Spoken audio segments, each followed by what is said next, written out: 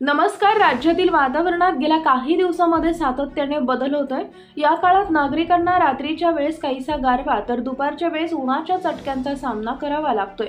याशिवाय राज्यात अनेक ठिकाणी ढगाळ वातावरण देखील पाहायला मिळते. गेल्या 2 दिवसांपासून वादळी वारे, गारपीट आणि पावसामुळे पिकांचं मोठं नुकसान झालंय. अशातच मार्च महिन्याच्या 1 आणि 2 तारखेला अवकाळी पाऊस होण्याची शक्यता वर्तवण्यात आली आहे. पुणे वेधशाळेने दिलेल्या अंदाजानुसार विदर्भातील अकोला, अमरावती, बुलढाणा, वर्धा तसेच नागपूर शहराला पावसाचा अलर्ट देण्यात आलाय.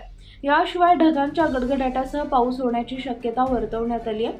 खान्देश, नाशिक, अहमदनगर, पुणे, सातारा, सांगली, कोल्हापूर आणि सोलापूर या भागात ढगाळ वातावरणासहित तुरळक ठिकाणी गडगडाटीसह विजा, सोसायटीच्या वाऱ्यासहित किरकोळ पावसाची शक्यता हवामान तज्ज्ञांनी वर्तवली आहे.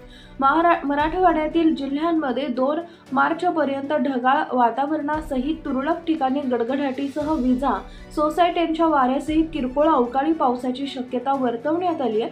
तर आजच्या दिवशी मराठवाड्यात गारपिटीचीही शक्यता आहे.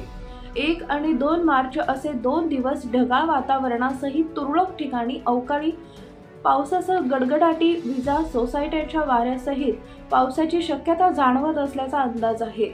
तर मुंबईसह कोकणातील 7 जिल्ह्यात 2 दिवस ढगाळ वातावरणासहित तुरळक ठिकाणी गडगडाटीसह विजा, सोसायटीच्या वाऱ्यासहित किरकोळ अवकाळी पावसाची शक्यता आहे. उत्तर भारतात आल्हाददायक राहण्याचा अंदाज वर्तवण्यात आलाय. अनेक ठिकाणी गारपीट होण्याची शक्यता आहे.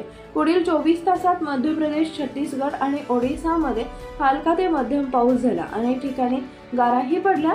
पश्चिम उत्तर प्रदेश, उत्तराखंड आणि मध्य महाराष्ट्रात 1 ते 2 भागात हलका पाऊस झाला.